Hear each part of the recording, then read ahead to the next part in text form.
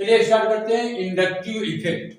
Okay, तो actually inductive effect का concept समझने के लिए हम कंसीडर करते हैं ए बी मॉलिक्यूल। सपोज कीजिए ए बी कोई मॉलिक्यूल है, एक जनरल मॉलिक्यूल है, और इसमें ये दो शेयर्ड इलेक्ट्रॉन पेयर हैं। एक इलेक्ट्रॉन पेयर, एक इलेक्ट्रॉन बी का है और एक इलेक्ट्रॉन ए का है, जो शेयर करके कोवेलेंट बॉन्ड बनाए हुए हैं। तो इसमें क्या होता है, ये इलेक्ट्रॉन पेयर एक साइड में डिस्प्लेस हो जाता है due to electronegativity difference. Due to electronegativity difference.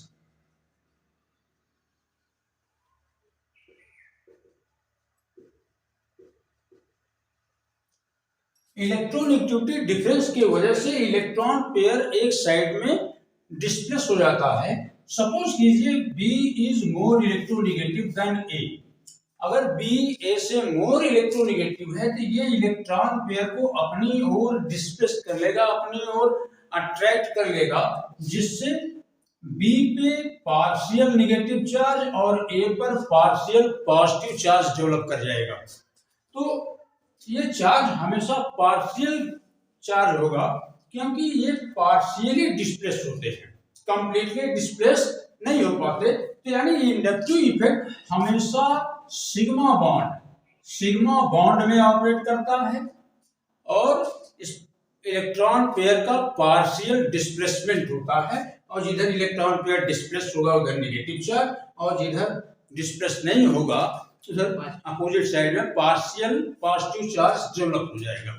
ठीक है, ये हो गया इंडक्टिव इफेक्ट। तो इंडक्टिव इफेक्ट जब ऑपरेट करता है इलेक्ट्रोनेगेटिविटी डिफरेंस की वजह से, जब ये चार्ज डेवलप हो जाता है तो उसी को हम लोग कह सकते हैं कि it is the production of polarity in a molecule.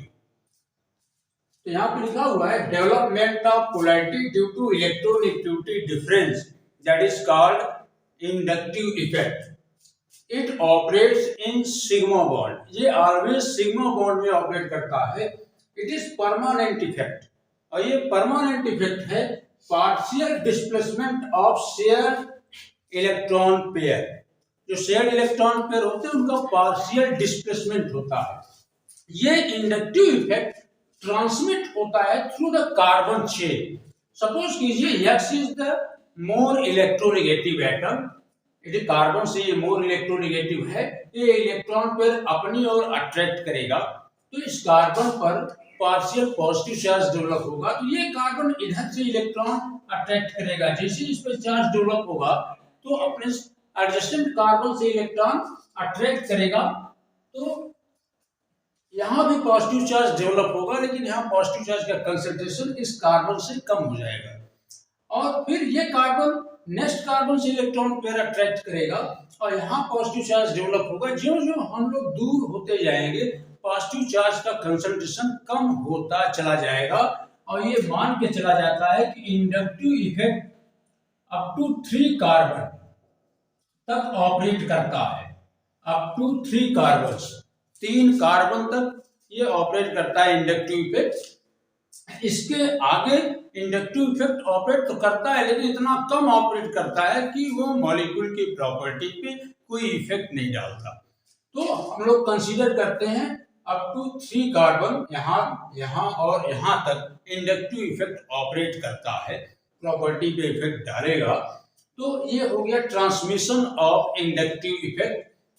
तो एक बार फिर से रिवाइज करते हैं, development of polarity due to electronegativity difference. Electronegativity difference की वजह से जो पोलैरिटी डेवलप हो जाए उसे कहेंगे इंडक्टिव इफेक्ट। ये हमेशा सिग्मा बॉन्ड में ऑपरेट करता है, ये परमानेंट इफेक्ट है, और पार्शियल डिस्प्लेसमेंट होता है शेयर्ड इलेक्ट्रॉन पेयर का।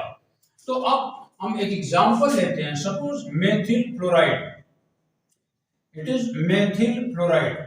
इसमें जो इलेक्ट्रॉन पेयर होंगे ये पार्शियली फ्लोरीन के साइड में चले आएंगे, जिससे फ्लोरीन पे नेगेटिव और कार्बन पर पॉजिटिव चार्ज डेवलप कर जाएगा, और ये हो जाएगा inductive effect.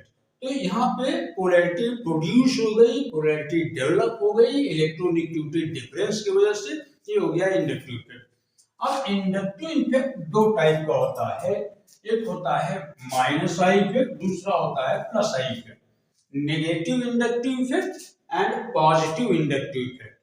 Negative inductive effect वहां पे होता है जहां पे मोर इलेक्ट्रोनेगेटिव एटम कार्बन से अटैच हो जाते हैं। Suppose X is more electronegative atom, तो ये इलेक्ट्रॉन पेयर को अपनी ओर अट्रैक्ट करेगा, सिर्फ पार्शियल नेगेटिव चार्ज, यहाँ पार्शियल पॉजिटिव चार्ज डेवलप कर जाएगा। तो यहाँ पे जो इफेक्ट होगा इसे बोलेंगे minus I effect, negative inductive effect consider करेंगे। ये तब ऑपरेट करता है जब कार्बन से मोर इलेक्ट्रोनेगेटिव एटम लिंक्ड हो जाते हैं। अल्टीमेटली आप कह सकते हो कार्बन पर अगर पॉजिटिव चार्ज डेवलप हो गया इलेक्ट्रोनेगेटिविटी डिफरेंस की वजह से, तो वहां पे जो इफेक्ट होगा वो नेगेटिव इंडक्टिव इफेक्ट होगा। जबकि अगर कार्बन से लेस इलेक्ट्रोनेगेटिव एटम लिंक्ड है, suppose R is the atom और group which is less electronegative than carbon, तो कार्बन इलेक्ट्रॉन पेयर को अपनी ओर अट्रैक्ट कर लेगा और कार्बन पर पार्शियल नेगेटिव चार्ज और इस ग्रुप पर या इस एटम पे पार्शियल पॉजिटिव चार्ज कैरी कर जाएगा, और इस इफेक्ट को बोलेंगे पॉजिटिव इंडक्टिव इफेक्ट। तो R कोई एल्किल ग्रुप भी हो सकता है, तो एल्किल ग्रुप हमेशा, सपोज मेथिल ग्रुप, ये मेथिल ग्रुप हमेशा पॉजिटिव इंडक्टिव इफेक्ट शो करता है। जब भी मेथिल ग्रुप कार्बन से लिंक्ड होगा तो इलेक्ट्रॉन पेयर को कार्बन के साइड में डिस्प्लेस करेगा। तो सपोज कीजिए यहाँ कार्बन से मेथिल ग्रुप अटैच है, तो ये इलेक्ट्रॉन पेयर कार्बन के साइड में डिस्प्लेस करेगा, यहाँ नेगेटिव चार्ज, यहाँ पॉजिटिव चार्ज। तो अल्टीमेटली यहाँ पे जो इफेक्ट होगा वो प्लस आई इफेक्ट होगा।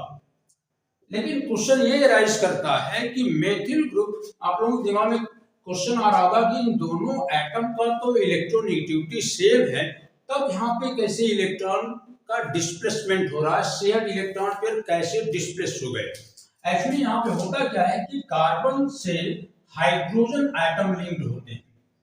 हालांकि कार्बन और हाइड्रोजन की इलेक्ट्रोनेगेटिविटी लगभग बराबर होती है, लेकिन कार्बन पर यहाँ पार्शियल पॉजिटिव चार्ज और कार्बन हाइड्रोजन पर पार्शियल पॉजिटिव चार्ज और कार्बन पर पार्शियल नेगेटिव चार्ज डेवलप करता है। कार्बन हाइड्रोजन के रेस्पेक्ट में कुछ इलेक्ट्रोनेगेटिव है, जिसकी वजह से ये इलेक्ट्रॉन पेयर अपनी ओर अट्रैक्ट करता है। हाइड्रोजन यहाँ पॉजिटिव, हाइड्रोजन पे पॉजिटिव चार्ज और कार्बन पे नेगेटिव चार्ज हो जाता है। अगर किसी एटम पे नेगेटिव चार्ज डेवलप हो गया तो उसकी इलेक्ट्रोनेगेटिविटी कम हो जाती है। तो अब ये न्यूट्रल कार्बन है और इस कार्बन पर नेगेटिव चार्ज डेवलप हो गया due to presence of hydrogen atom on the carbon atom. तो ये जो पूरा होल ग्रुप जो हो जाएगा वो प्लस आई ग्रुप हो जाएगा, ये इलेक्ट्रॉन डोनेट करेगा। अब ये वाला कार्बन लेस इलेक्ट्रोनेगेटिव है इस कार्बन से, तो इसलिए alkyl group electron donating group consider किए जाते हैं, तो वो इलेक्ट्रॉन डोनेटिंग ग्रुप होते हैं। तो यहाँ पे plus I effect, electron pair carbon की साइड में आ गया, कार्बन का पार्शियल नेगेटिव चार्ज और इस ग्रुप पे पार्शियल पॉजिटिव चार्ज, और यहाँ पे minus I effect, electron pair carbon से दूर चला गया। जब इलेक्ट्रॉन पेयर कार्बन से दूर जाए माइनस, कार्बन के क्लोज आ जाए plus I effect.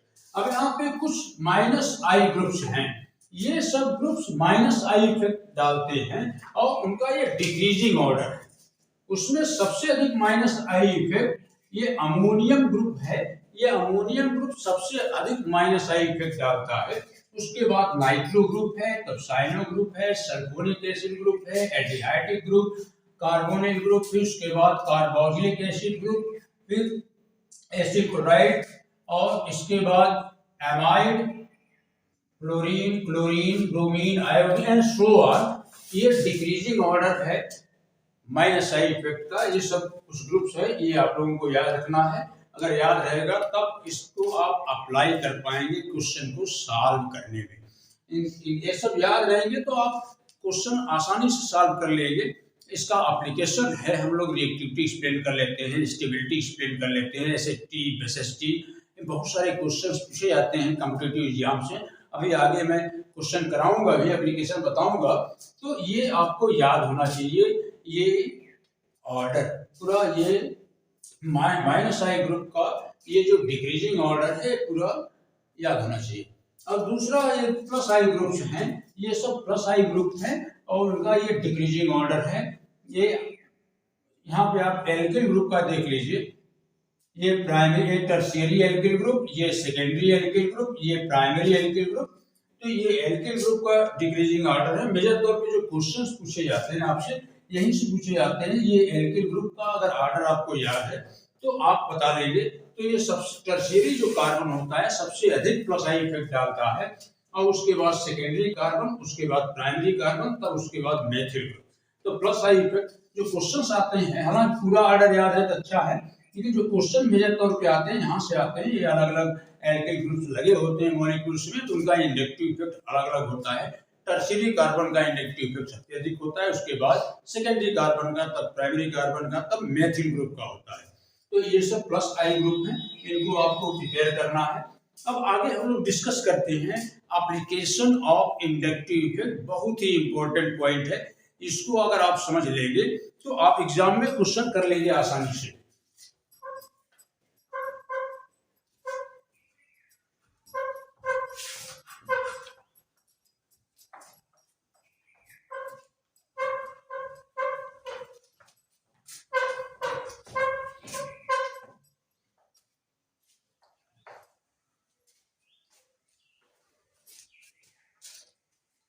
Application of inductive effect.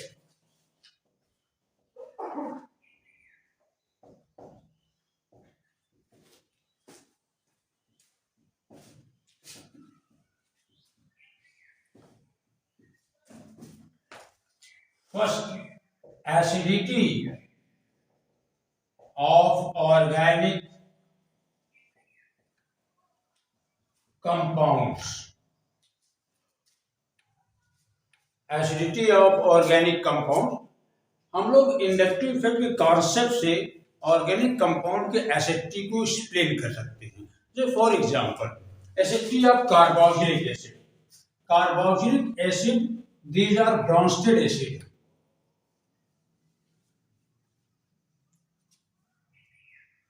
these ionize to give H+, they are H+ donor। जितने आसानी से H+ डोनेट करेंगे वो उतना अधिक एसिडिक होंगे, यानी H+ डोनेशन पर डिपेंड करता है इनकी acidity.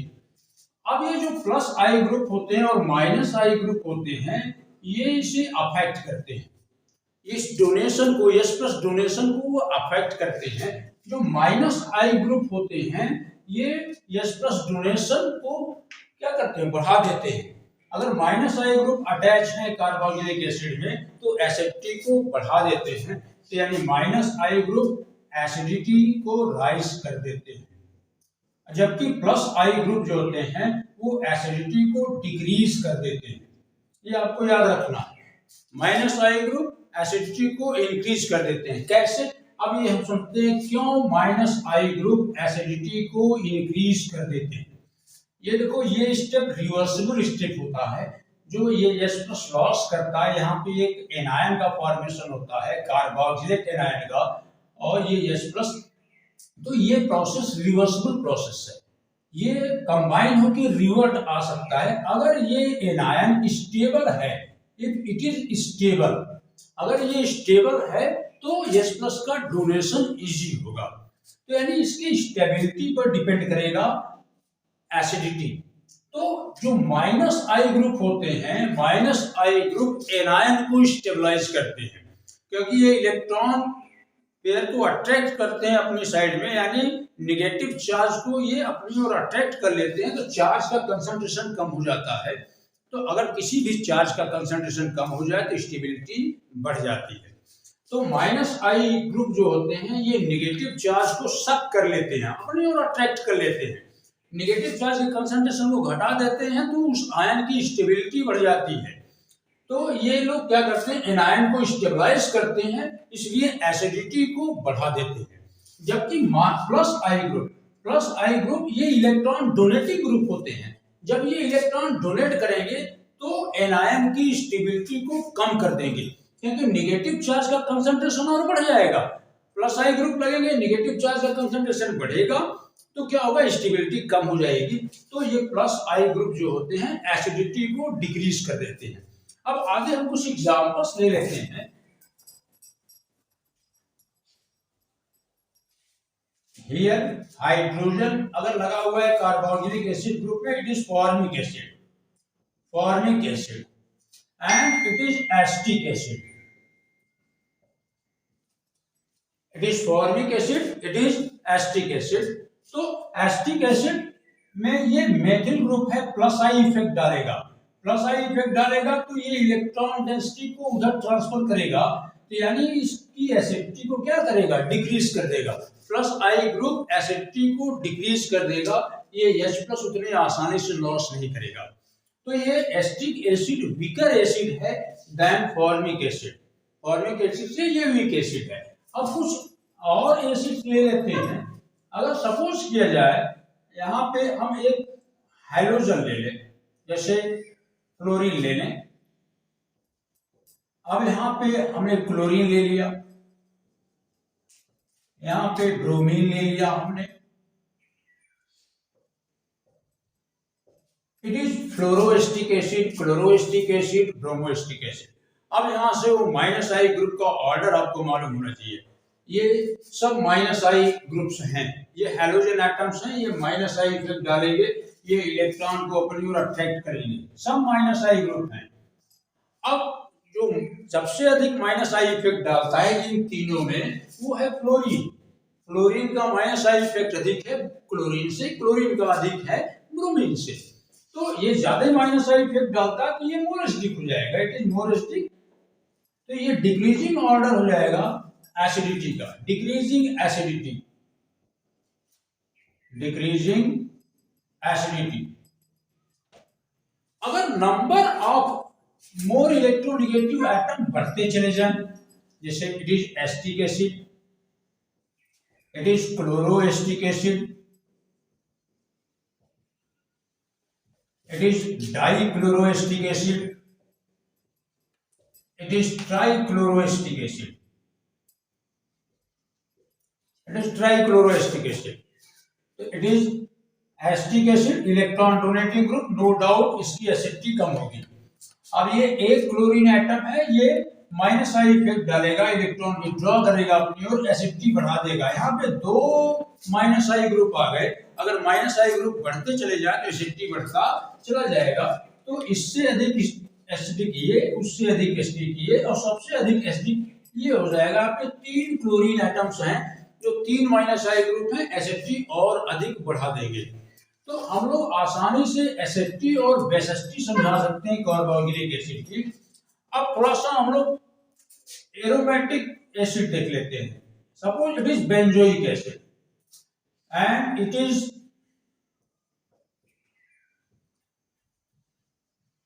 पैरामेथिल benzoic acid, it is para nitro benzoic acid. अब इसमें मोस्ट एसिडिक कौन है, इसमें तो कोई ग्रुप नहीं अटैच है, यहाँ पे ये प्लस आई ग्रुप है और ये माइनस आई ग्रुप है। तो simply minus I effect acidity बढ़ा देगा, ये मोर एसिडिक है इससे, और ये एसिडिटी घटा देगा तो ये वाला इस वाले से लेस एसिडिक हो जाएगा। तो यानी सबसे अधिक एसिडिक कौन होगा, ये फर्स्ट, तो उसके बाद ये होगा और इसके बाद थर्ड पोजीशन भी ये होगा। तो सबसे अधिक एसिडिक क्या हो गया, nitro benzoic acid, para nitro benzoic acid, उसके बाद बेंजोइक एसिड, उसके बाद पैरामेथिल बेंजोइक एसिड। ये एसिडिटी का ऑर्डर हो जाएगा। तो हम लोग एसिडिटी बेसिसिटी समझा सकते हैं। अब हम लोग बेसिसिटी डिस्कस कर लेते हैं, basicity of organic compound. Second, basicity of organic compounds. Amines are basic in nature. अगर किसी कंपाउंड में NH2 ग्रुप है तो ये NH2 ग्रुप बेसिक नेचर का होता है, क्योंकि इसके पास लोन पेयर इलेक्ट्रॉन होता है और ये लोन पेयर इलेक्ट्रॉन इस H+ को ये डोनेट कर सकता है, और इस प्रोसेस को कहते हैं protonation. This process is protonation. तो अगर कोई ग्रुप H+ अट्रैक्ट कर ले तो वो बेसिक नेचर का हो जाता है। जो H+ डोनेट करता है वो एसिडिक नेचर का, तो जो H+ एक्सेप्ट करेगा वो किस नेचर का होगा, बेसिक नेचर का होगा। तो NH2 ग्रुप में नाइट्रोजन पे लोन पेयर इलेक्ट्रॉन होते हैं जिसकी वजह से ये H+ को डोनेट करता है और इसमें एक साल्ट का फॉर्मेशन करता है, अमोनियम साल्ट का। तो ये बेसिक होता है। तो जिस कंपाउंड में NH2 ग्रुप हो वो बेसिक होते हैं और वो NH2 ग्रुप वाले कंपाउंड एमीन्स कहे जाते हैं। अब हम ले लेते हैं ammonia. Ammonia is basic due to presence of lone pair electron on nitrogen atom which is available for the protonation, जो कि प्रोटोनेशन के लिए अवेलेबल होता है। तो ये बेसिक नेचर का होता है अमोनिया। अगर एक हाइड्रोजन को हम रिप्लेस कर दें मेथिल ग्रुप से, अब ये मेथिल ग्रुप ये प्लस आई इफेक्ट डालेगा। कौन सा इफेक्ट डालेगा? Plus I effect. Electron donate करेगा। जब इलेक्ट्रॉन डोनेट करेगा तो लोन पेयर का कंसंट्रेशन और अधिक बढ़ जाएगा।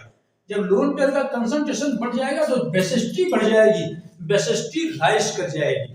तो ये जो मेथिल एमीन है ये अमोनिया से मोर बेसिक है। It is more basic than ammonia.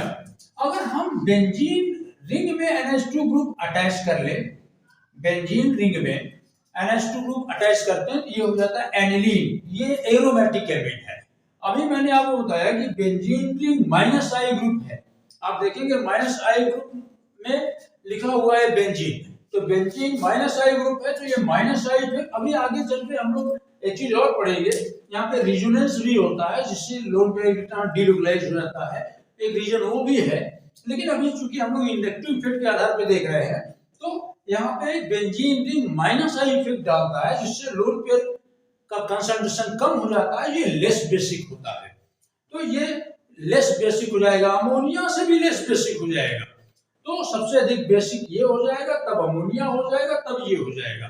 तो इंडक्टिव इफेक्ट के कॉन्सेप्ट से हम लोग बेसिसिटी समझा लेते हैं। अब थोड़ा सा अलग अलग एमीन्स ले लेते हैं। एलिफेटिक एमीन, ये मेथिल एमीन है और ये देखिए मेथिल एमीन, ये प्राइमरी एमीन। अगर हम यहाँ नाइट्रोजन पे 2 मेथिल ग्रुप ले लें तो ये सेकेंडरी एमीन हो जाएगा, इट इज सेकेंडरी एमीन। और ये टर्शियरी एमीन हो जाएगा। अगर हम यहाँ प्लस आई इफेक्ट देखें तो यहाँ पे एक मेथिल ग्रुप है, एक प्लस आई इफेक्ट डालेगा तो जिससे लोन पेयर का कंसंट्रेशन बढ़ जाएगा। यहाँ 2 मेथिल ग्रुप इलेक्ट्रॉन डोनेटिंग है तो लोन पेयर का कंसंट्रेशन और अधिक बढ़ जाएगा और यहाँ पे लोन पेयर का कंसंट्रेशन और अधिक बढ़ जाएगा। तो अगर प्लस आई इफेक्ट से देखें तो ये टर्शियरी एमीन को सबसे अधिक बेसिक होना चाहिए था। It should be most basic, लेकिन ऐसा होता नहीं है कि यहाँ पे एक और इफेक्ट ऑपरेट करने लगता है। इंडक्टिव इफेक्ट के बाद एक स्टेरिक इफेक्ट है वो ऑपरेट करता है। तो होता क्या है कि यहाँ पे जो एक्चुअल ऑर्डर होता है सबसे अधिक बेसिक होता है सेकेंडरी एमीन। सेकेंडरी एमीन सबसे अधिक, जबकि टर्शियरी को होना चाहिए था, लेकिन हमें बता रहे हैं स्टेरिक हिंड्रेंस यहाँ ऑपरेट करता है। सेकेंडरी एमीन, तब उसके बाद प्राइमरी एमीन, तब टर्शियरी एमीन, तब जाके अमोनिया। ये एक्चुअल ऑर्डर है। ये ऑर्डर आपको मेमोराइज कर लेना है। यहाँ पे एक एक्सेप्शन है, ये टर्शियरी एमीन पे में नाइट्रोजन पे लोन पेयर का कंसंट्रेशन नो डाउट अधिक होता है, लेकिन वहां प्रोटोनेशन नहीं हो पाता क्योंकि टर्शियरी एमीन में 3 मेथिल ग्रुप ऐसे होते हैं और ये मेथिल ग्रुप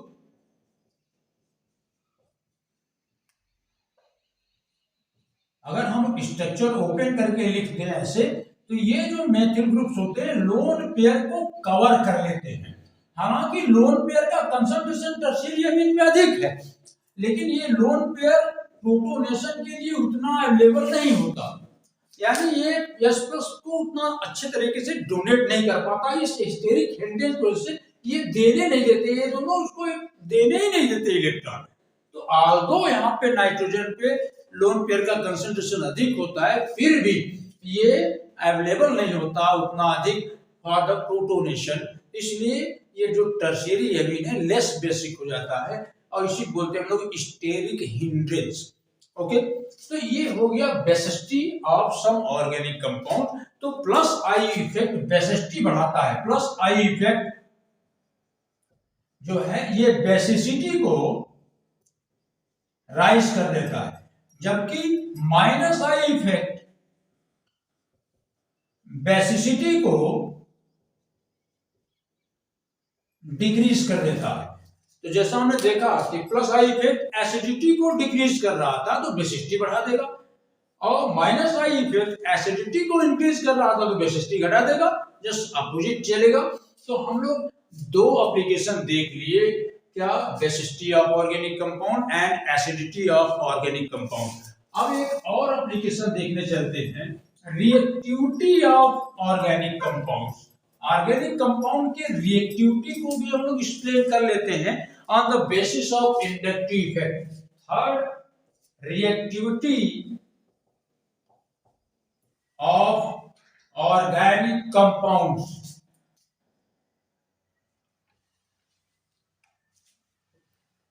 देखो, जो ये इंडक्टिव इफेक्ट है, पॉजिटिव इंडक्टिव इफेक्ट और नेगेटिव इंडक्टिव इफेक्ट, ये ऑर्गेनिक कंपाउंड के रिएक्टिविटी को बखूबी क्या करते हैं, अफेक्ट करते हैं। बात सुना रही है? तो ये कैसे रिएक्टिविटी को समझना है, इसको अप्लाई करना है इंडक्टिव इफेक्ट को, तो पहले हमको nature of type of reaction या रिएक्शन के मैकेनिज्म को जानना पड़ेगा। किस टाइप का रिएक्शन है, इसमें इलेक्ट्रोफाइल अटैक कर रहा है कि न्यूक्लियोफाइल अटैक कर रहा है, और या किस टाइप का इंटरमीडिएट का फॉर्मेशन हो रहा है। अगर अलग अलग क्लास के जो कंपाउंड्स हैं उनके रिएक्शंस को आप जानते हो, तब वहां अप्लाई करके आप रिएक्टिविटी बता सकते हैं।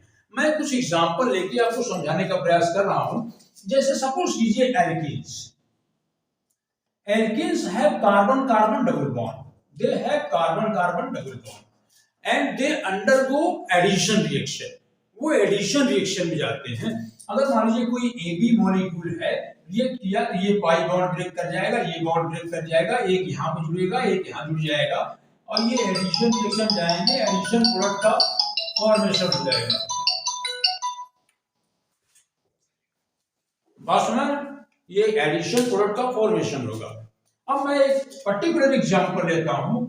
यहां पे सपोज कीजिए SBr का एडिशन होता है, तो एक जगह हाइड्रोजन जुड़ जाएगा और एक जगह ब्रोमीन जुड़ जाएगा।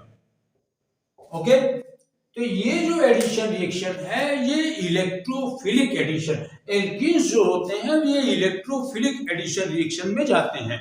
इनमें इलेक्ट्रोफाइल अटैक करता है। एल्कीन में क्या टाइप होता है, इलेक्ट्रोफाइल का, एक कार्बन कार्बन डबल बॉन्ड है, इस पे इलेक्ट्रोफाइल का अटैक होता है पहले। तो इलेक्ट्रोफिलिक एडिशन है, तो ये इलेक्ट्रोफाइल को इलेक्ट्रॉन प्रोवाइड करता है। तो एल्कीन इलेक्ट्रोफिलिक एडिशन रिएक्शन में जाते हैं और ये इलेक्ट्रोफाइल को इलेक्ट्रॉन प्रोवाइड करते हैं। तो किस समय रेट अधिक होगा, अगर इसमें कोई इलेक्ट्रॉन डोनेटिंग ग्रुप लग जाए तो ये इलेक्ट्रॉन डोनेट करेगा तो ये और आसानी से इलेक्ट्रॉन उसको प्रोवाइड करेगा और रिएक्शन का रेट बढ़ जाएगा। बस ना, तो प्लस आई इफेक्ट, अगर प्लस आई इफेक्ट है और रिएक्शन में इलेक्ट्रोफाइल अटैक कर रहा है, इलेक्ट्रोफाइल अटैक कर रहा है, तो उस रिएक्शन का रेट बढ़ जाएगा। तो एल्कीन इलेक्ट्रोफिलिक एडिशन रिएक्शन में जाते हैं, तो उसके केस में प्लस आई इफेक्ट एल्कीन की रिएक्टिविटी बढ़ा देगा। अब जैसे हम पूछ लें आपसे, which alkene is more reactive, कौन एल्कीन मोर रिएक्टिव है? ये ethylene, it is propene and it is two butene. हमने कई एल्कीन लिख दिया। अब देखिए यहाँ पे तो कोई एल्कीन ग्रुप एक्स्ट्रा नहीं है जो प्लस आई इफेक्ट डाले, यहाँ पे देखो ये प्लस आई इफेक्ट डाल रहा है, ये इलेक्ट्रॉन डोनेट करेगा, ये प्लस आई इफेक्ट, और यहाँ पे देखो 2 प्लस आई इफेक्ट लग गए।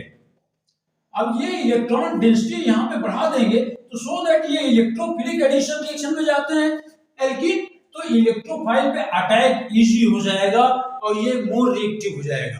तो जो जो plus I effect carbon carbon double bond पे बढ़ता जाएगा, एल्कीन की रिएक्टिविटी बढ़ती चली जाएगी। तो हम रिएक्टिविटी के ऑर्डर को एक्सप्लेन कर लेंगे। तो आपको ये जानना पड़ेगा कि किस क्लास का कंपाउंड किस टाइप का रिएक्शन देता है, किसमें इलेक्ट्रोफाइल अटैक कर रहा है, किसमें न्यूक्लियोफाइल अटैक कर रहा है, या किसमें कौन सा इंटरमीडिएट बन रहा है। जैसे मैं एक एग्जांपल और लेके चलता हूँ। जैसे अभी हमने एल्कीन की रिएक्टिविटी बताया, वहां प्लस आई इफेक्ट क्या किया, रिएक्टिविटी उस कंपाउंड का बढ़ा दिया। अब मैं एक लेता हूँ aldehyde and ketone, it is formaldehyde and it is acetaldehyde and it is acetone. ये इनके पास भी डबल बॉन्ड है और ये भी एडिशन रिएक्शन में जाते हैं। इसमें C double bond O group है, C double bond O group है और इस पे न्यूक्लियोफाइल अटैक करता है। न्यूक्लियोफाइल ये न्यूक्लियोफिलिक एडिशन में जाते हैं। जो एल्डिहाइड कीटोन्स होते हैं वो न्यूक्लियोफिलिक एडिशन में जाते हैं। एल्कीन इलेक्ट्रोफिलिक में और एल्डिहाइड कीटोन न्यूक्लियोफिलिक एडिशन में जाते हैं। इसमें न्यूक्लियोफाइल अटैक करता है। अब न्यूक्लियोफाइल अटैक करेगा तो इसको चाहिए पॉजिटिव सेंटर, वहां जाएगा जहां पॉजिटिव चार्ज होगा। अगर इसमें प्लस आई इफेक्ट लग गया, plus I effect, electron donate हो गया तो यहाँ पे निगेटिव चार्ज बढ़ने लगेगा तो न्यूक्लियोफाइल अटैक नहीं कर पाएगा, जस्ट इसका रिवर्स हो जाएगा। तो यानी न्यूक्लियोफिलिक अगर रिएक्शन है तो उसमें माइनस आई इफेक्ट बढ़ता चला जाएगा तो रिएक्टिविटी बढ़ती चली जाएगी। अब ये देखो फॉर्मल्डिहाइड है, इसमें देखो मेथिल ग्रुप है, एस्टल्डिहाइड में ये इलेक्ट्रॉन डोनेटिंग है और ये भी 2 इलेक्ट्रॉन डोनेटिंग एसीटोन में। अब चूंकि इसमें न्यूक्लियोफाइल अटैक करता है तो न्यूक्लियोफाइल जब अटैक करेगा तो यहाँ पे अटैक इजी नहीं होगा क्योंकि यहाँ प्लस आई ग्रुप लग गया, ये इलेक्ट्रॉन डोनेट कर देंगे, यहाँ पे जो पॉजिटिव चार्ज का कंसंट्रेशन है कम हो जाता है। देखो ऑक्सीजन मोर इलेक्ट्रोनेगेटिव, यहाँ पॉजिटिव चार्ज, इसी पॉजिटिव चार्ज पर ये न्यूक्लियोफाइल अटैक करता है, इसी पॉजिटिव कार्बन पे। लेकिन जब प्लस आई इफेक्ट लग जाएगा तो ये इलेक्ट्रॉन डोनेट करेगा तो पॉजिटिव चार्ज का कंसंट्रेशन कम हो जाएगा तो न्यूक्लियोफाइल का अटैक अब उतना आसान नहीं रहेगा। तो अगर न्यूक्लियोफिलिक रिएक्शन है तो प्लस आई इफेक्ट जो है रिएक्टिविटी को घटा देगा और इलेक्ट्रोफिलिक है तो बढ़ा देगा। जस्ट इसका रिवर्स, अगर इलेक्ट्रोफाइल अटैक कर रहा है रिएक्शन में तो माइनस आई इफेक्ट रिएक्टिविटी घटा देगा, प्लस आई इफेक्ट बढ़ा देगा। और न्यूक्लियोफाइल अटैक कर रहा है तो प्लस आई इफेक्ट घटाएगा और माइनस आई इफेक्ट क्या कर देगा, बढ़ा देगा रिएक्टिविटी को। तो ये हमको समझना पड़ेगा कि किस टाइप का रिएक्शन है, इलेक्ट्रोफिलिक है कि न्यूक्लियोफिलिक रिएक्शन है, या किस टाइप का इंटरमीडिएट बन रहा है। जैसे मैं एक और एग्जांपल लेता हूं, मैं रिएक्टिविटी के लिए एक और एग्जांपल लेता हूं। हम लेते हैं alcohol, it is primary alcohol, it is secondary alcohol and it is tertiary alcohol, it is tertiary alcohol। जब भी अल्कोहल को हम लोग हीट करते हैं, सपोज CH3 CH2OH को, इसको हीट करेंगे in presence of concentrate sulphuric acid तो ये डिहाइड्रेशन में चला जाएगा, यहां से OH निकलेगा और यहां से H निकलेगा और बन जाएगा एल्कीन और वाटर मॉलिक्यूल बाहर हो जाएगा। यहाँ से OH निकलेगा, ये अल्फा कार्बन है और ये बीटा कार्बन। अल्फा कार्बन से OH निकलता है, बीटा कार्बन से हाइड्रोजन निकलता है और अल्फा और बीटा के बीच में डबल बॉन्ड आ जाता है। तो ये एल्कीन का फॉर्मेशन, ये वाटर बाहर हो गया, इस रिएक्शन को बोलते हैं डिहाइड्रेशन ऑफ अल्कोहल। अल्कोहल का डिहाइड्रेशन। अब कौन डिहाइड्रेशन में फास्ट जाएगा, किसका फास्टर डिहाइड्रेशन होगा, primary alcohol, secondary alcohol, tertiary alcohol. तो इसमें होता क्या है कि पहले इसमें भी प्रोटोनेशन होता है। पहले स्टेप पे क्या होता है, CH3 CH2OH, ये सल्फ्यूरिक एसिड का H+ आता है और ये ऑक्सीजन पे लोन पेयर इलेक्ट्रॉन इसमें इलेक्ट्रोफाइल अटैक करता है। क्या अटैक करता है, इलेक्ट्रोफाइल, और प्रोटोनेशन हो जाता है और ये OH2+ बनता है। फिर ये बॉन्ड ब्रेक कर जाता है, कार्बोकेटायन बनता है, यहाँ कार्बोकेटायन बनता है। तो डिहाइड्रेशन ऑफ अल्कोहल में कार्बोकेटायन इंटरमीडिएट बनता है। अगर कार्बोकेटायन इंटरमीडिएट बन गया तो जो कार्बोकेटायंस होते हैं ये प्लस आई इफेक्ट से स्टेबलाइज होते हैं। कार्बोकेटायन है, अगर इस पे मेथिल ग्रुप है, कई मेथिल ग्रुप हैं, ये इलेक्ट्रॉन डोनेटिंग हैं, तो अभी हमने आपको बताया था कि प्लस आई इफेक्ट केटायन को स्टेबलाइज करते हैं और माइनस आई इफेक्ट एनायन को स्टेबलाइज करते हैं। यहाँ प्लस आई इफेक्ट लग गया, ये कार्बोकेटायन मोर स्टेबल है। अगर कार्बोकेटायन मोर स्टेबल रहेगा तो रिएक्शन फास्ट हो जाएगा। तो यहाँ पर जो इंटरमीडिएट बनेगा कार्बोकेटायन बनेगा और ये टर्शियरी कार्बोकेटायन मोर स्टेबल रहेगा, तो ये सबसे फास्टर रिएक्ट करेगा। या ऐसे भी करो, यहाँ पे इलेक्ट्रोफाइल अटैक कर रहा है तो प्लस आई इफेक्ट क्या करेगा, रिएक्टिविटी बढ़ाएगा। जब इलेक्ट्रोफाइल अटैक करेगा तो यहाँ देखो एक प्लस आई ग्रुप है, यहाँ 2 प्लस आई ग्रुप है, यहाँ 3 प्लस आई ग्रुप है, तो ये मोस्ट रिएक्टिव हो जाएगा, रिएक्टिविटी का ये ऑर्डर हो जाएगा। तो हम लोग रिएक्टिविटी एक्सप्लेन कर सकते हैं। एक और एग्जांपल ले रहे हैं रिएक्टिविटी समझाने के लिए। हम लोग ले लेते हैं बेंजीन। बेंजीन जो होता है ये इलेक्ट्रोफिलिक सब्स्टिट्यूशन रिएक्शन में जाता है। जैसे क्लोरीन से रिएक्शन हो गया इन प्रेजेंस ऑफ FeCl3 और ये बन गया क्लोरोबेंजीन। ये जो बेंजीन जितने रिएक्शंस देता है, बेंजीन का जो जनरल रिएक्शन है उसमें इलेक्ट्रोफाइल अटैक करता है, वो इलेक्ट्रोफिलिक सब्स्टिट्यूशन रिएक्शन देते हैं बेंजीन। तो अगर बेंजीन रिंग में कोई मेथिल ग्रुप लग गया तो ये प्लस आई ग्रुप है, प्लस आई ग्रुप, क्योंकि ये रिएक्शन कैसा है, इलेक्ट्रोफिलिक। इलेक्ट्रोफिलिक ये जो अलग अलग क्लास के कंपाउंड्स आप पढ़ेंगे तो आपको मालूम हो जाएगा कि किस टाइप का रिएक्शन ये देता है। बस आपको पता होना चाहिए कि इलेक्ट्रोफिलिक देता है कि न्यूक्लियोफिलिक देता है। तो इलेक्ट्रोफिलिक या न्यूक्लियोफिलिक जो रिएक्शन देता है तो वहां पे ये देखो बेंजीन इलेक्ट्रोफिलिक सब्स्टिट्यूशन रिएक्शन देता है। जब ये इलेक्ट्रोफिलिक सब्स्टिट्यूशन रिएक्शन देता है तो क्या होगा, प्लस आई इफेक्ट, जो प्लस आई इफेक्ट है ये रिएक्टिविटी को बढ़ा देगा।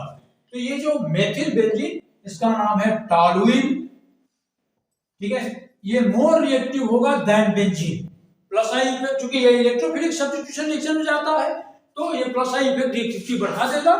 तो toluene is more reactive than benzene. अगर इसमें नाइट्रो ग्रुप अटैच कर दे, नाइट्रो ग्रुप लिंक कर दें तो ये माइनस आई इफेक्ट डालेगा, ये माइनस आई इफेक्ट डालेगा और रिएक्शन है इलेक्ट्रोफिलिक, तो माइनस आई इफेक्ट की वजह से क्या हो जाएगा, रिएक्टिविटी फॉल कर जाएगी। तो नाइट्रो बेंजीन बेंजीन से लेस रिएक्टिव होगा। तो यहाँ रिएक्टिविटी ऑर्डर सबसे अधिक टॉलुइन रिएक्टिव होगा, तब होगा बेंजीन, तब होगा नाइट्रोबेंजीन। तो हम लोग एरोमेटिक कंपाउंड की रिएक्टिविटी भी एक्सप्लेन कर सकते हैं on the basis of inductive effect. तो aromatic compounds electrophilic substitution reaction देते हैं, प्लस आई इफेक्ट रिएक्टिविटी उनकी बढ़ा देते हैं और माइनस आई इफेक्ट रिएक्टिविटी घटा देते हैं। जैसे हम कुछ और ले लें,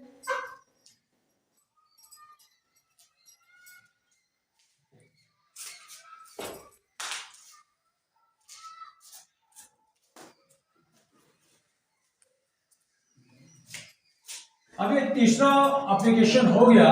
अब चौथे एप्लीकेशन पे आते हैं, stability of organic intermediates, that is carbocation, carbene ion and free radical.